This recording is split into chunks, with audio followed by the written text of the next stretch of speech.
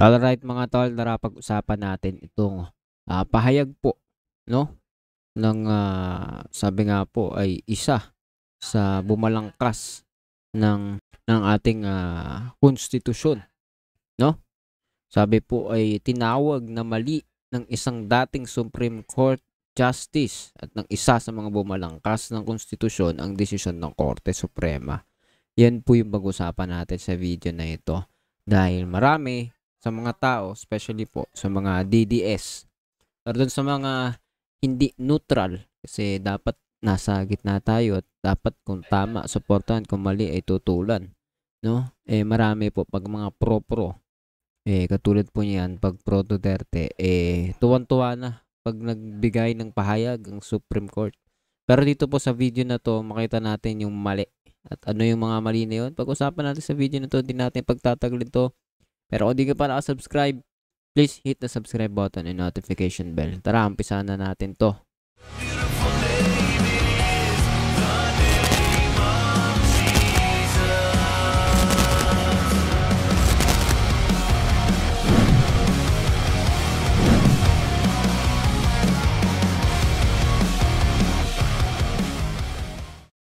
Yo! So, ayan na nga mga tol. So, sabi po dito, fourth complaint lang ang inaksyonan. Kaya, di nalabag ang 1-year bar rule. So, marami ditong pwedeng pag-usapan sa bagay na ito. At maaari, marami sa atin, hindi talaga, kumbaga, hindi talaga hindi natin masyadong alam ang mga bagay-bagay dito. Lalo na kung di naman tayo nag-aaral ng law, hindi tayo abogado, ano man, no? Pero dito simple natin maiintindihan dahil sa video na to mapapanood natin yung komento po ng isa sa dati daw, no, na bumalangkas, isa sa mga bumalangkas ng konstitusyon at isang dating Supreme Court Justice, no? Play po natin ito. Tinawag na mali ng isang dating Supreme Court Justice at ng isa sa mga bumalangkas ng konstitusyon ang desisyon ng Korte Suprema. Non-constitutional ang impeachment complaint laban kay Vice President Sara Duterte. Suwestyon ng isa, magpatawag ng oral arguments ang Korte sa pagtalakay sa apela ng Kamara. Nakatutok si Maki Pulido. Kung si retired Supreme Court Senior Associate Justice Antonio Carpio ang tatanungin, nagkamali ang Korte Suprema nang sabihin nitong nalabag ang 1-year bar rule sa impeachment ni Vice President Sara Duterte. Bagamat may 3 reklamong na unang inihain ng ilang pribadong individual at inendorso ng ilang mambabatas, ang ika-4 na complaint lang daw ang pinagbutohan at inaprubahan ng plenaryo ng Kamara. Naaksyonan na raw ito bago pa nag-adjourn ng Kamara noong February 5, 2025. When the House adjourned. So when the House adjourned, the fourth complaint was already approved by the plenary and already reached the Senate. So obviously, the 1-year bar rule cannot apply to the fourth complaint. The fourth complaint was filed on time. So it's a very basic error there, and I think it deserves to be reconsidered by the Supreme Court. Sangayon dito ang isa sa mga nagbalangkas ng 1987 Constitution na si Attorney Christian Monson. The Supreme Court overreached its powers under Article 8, Section 1. If the Supreme Court made mistakes or were wrong in what they were doing or unfair, unjust, and so on, then the people can go to the Ombudsman. Pagdedesisyon na ng Senado sa August 6 ang susunod nilang hakbang kaugnay ng impeachment complaint. Pero sabi ni Carpio, dapat hintayin muna ng Senado ang ihahaing motion for reconsideration ng Kamara. It's not yet final. Normally, you act when it's already final. Because there's a chance, because it's not yet final, there's still a chance it could be reversed or changed because there's a motion for reconsideration. Sana raw, sabi ni Carpio, itama ng Korte Suprema ang desisyon nito. Payo niya, magpatawag ng oral argument bago desisyonan ng motion for reconsideration na ihahain ng Kamara. In very important constitutional cases, always there will be a oral argument, because it is in the oral argument where you can really see the entire picture. Para sa GMA Integrated News, Maki Pulido, Nakatuto, 24 Oras. Alright, mga tol. So, narinig naman po natin ang retired Justice Carpio na patungkol po saka ng komento patungkol po dito. No, sabi niya, question ng isa, magpatawag ng oral arguments ang korte sa pagtalakay sa apela ng kamara. So, ngayon guys, no, mga tol, anong tingin ninyo sa bagay po na ito? Kasi merong mga usap-usapin na ito pong sa Supreme Court, no? Correct me if I'm wrong. Marami nito mga appointees of Duterte. No? Again, no? Disclaimer lang. Correct me if I'm wrong. Pero diba katulad nga sa pinag-uusapan dito, katulad po dito sa isang post dito ng Rappler, no? Tapos sabi, the slingshot, the Duterte justices of the Supreme Court, no? So, meron pang kumbaga pag-visualize how Supreme Court is handed to Duterte's supremacy. Tama ba? Invento, no? So, wala naman tayong pwedeng sabihin na ganito o naman. Ito'y isang lamang, no? Kumbaga tingin ng iba, no? Sabi, for the citizenry who believe in the supreme principle that public office is a public trust, there are still cards left on the table. Is the Supreme Court still our right-hand arbiter of justiciable issues brought before it? Nagkakaroon ng mga question kasi sabi dito, no? Of the 13 justices, 11, no? Were Rodrigo Duterte appointees. So, wala tayong alam kung anong ibig sabihin dito, no? Kung iisipin ko lang, pwede mag-isip, pero hindi natin makukonfirm kung ganun nga talaga silang may dyan, nakakaalam yan. Pero kung titignan mong maigi, 11, no? Out of 13 justices ng Supreme Court, 11 daw dito ay Duterte appointees. So, siya ang nag-appoint, no? Isa dito ay one was a Benigno Aquino, the third appointee, de Leonen, the ponente, and one was Ferdinand Marcos Jr. So, dalawa dun. So, dito sabi ay all 13 justices who were present voted to declare it unconstitutional. So, ito po yata ay yung talagang patungkol sa impeachment. Sa 13 po na yan, dalawa dyan, no? 2 associate justices did not participate. Ito ay si Alfredo Cagioia, inhibited. Maria Filomena, no? Was on leave, sabi. So, titignan po natin. Hindi ko alam, no? Si Raul Villanueva, appointee ni Bongbong Marcos, tama ba? And Leonen, the ponente, appointee naman ni Benigno Aquino III. So, parang iba naman tong mga to, no? Ang mga hindi nang kapag-participate. So, anyway, hindi naman to yung dalawa na appointee ni Aquino at ni BBM. Parang ganun lalabas, no? Correct me if I'm wrong. Sabi ay Cagioia was also an Aquino appointee and Sai a Duterte appointee. Given the inclination of voting, Sai would have most likely voted with the majority had she been present.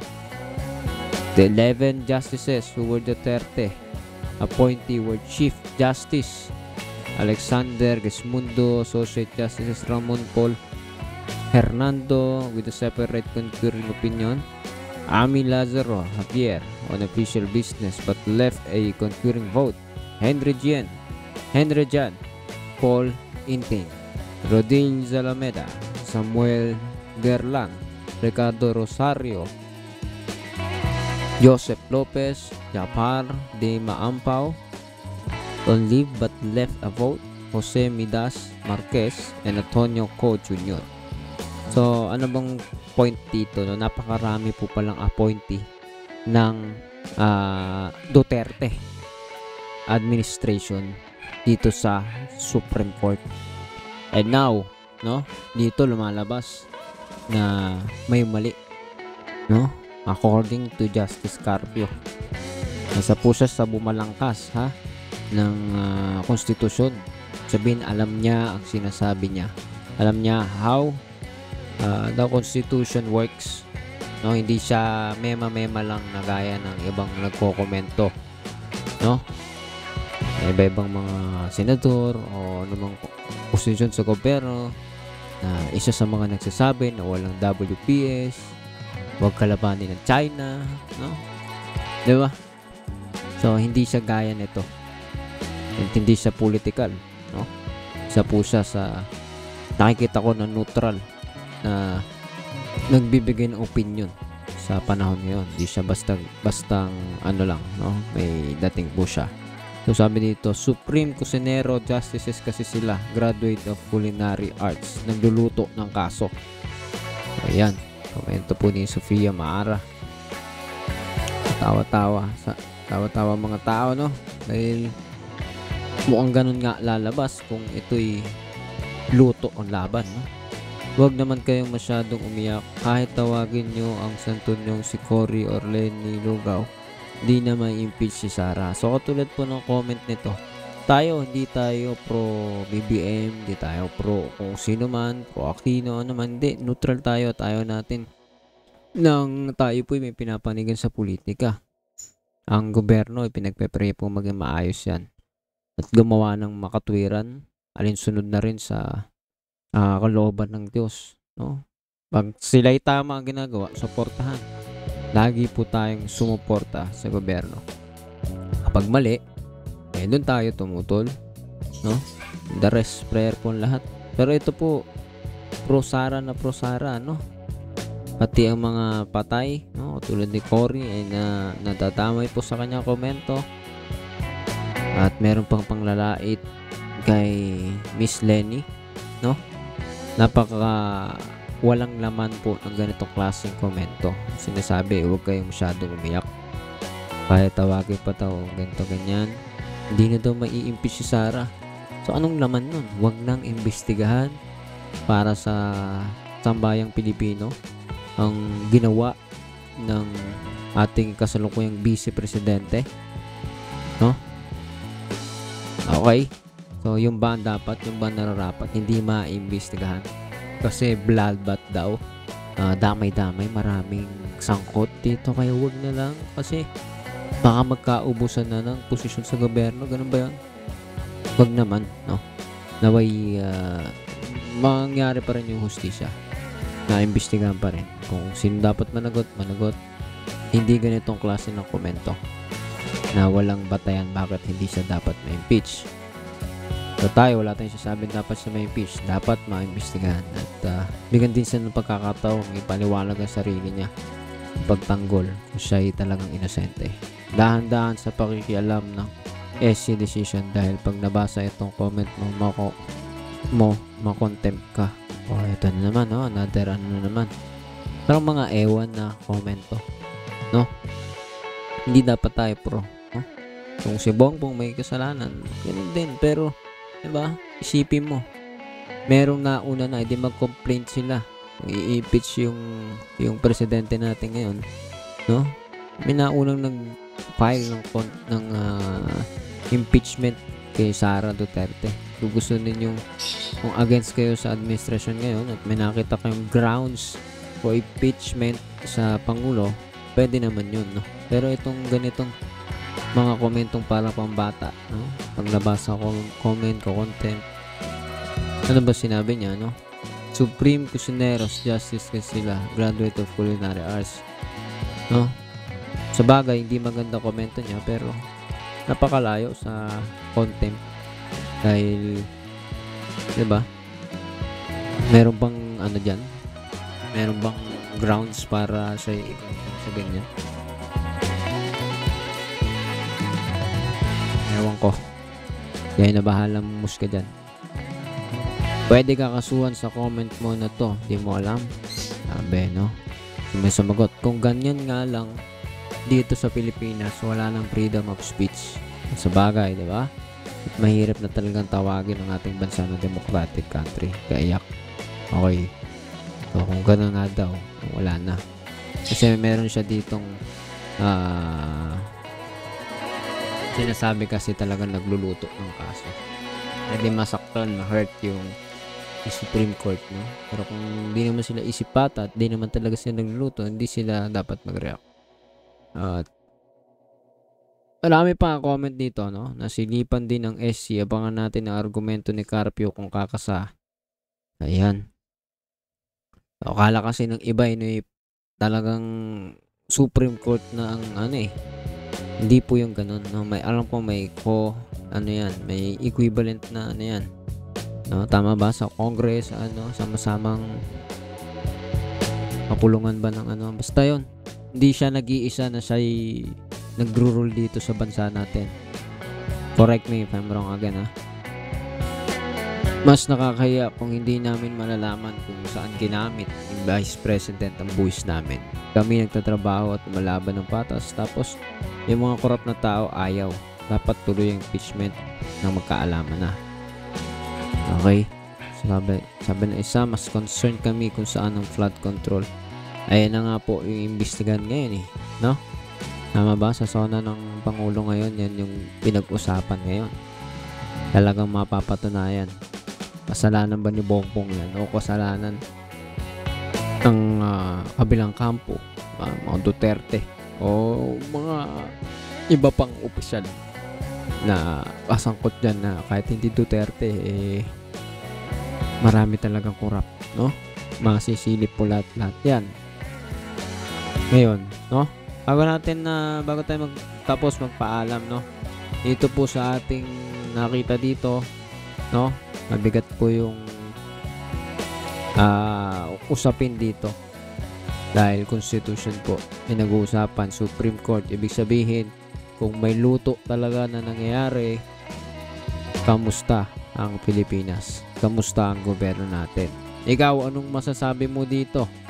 Comment down below. Pag-usapan natin yan sa comment section. And please do not forget to hit the subscribe button and notification bell para palaging updated ka sa mga videos natin na parating. See ya ulit sa susunod na video.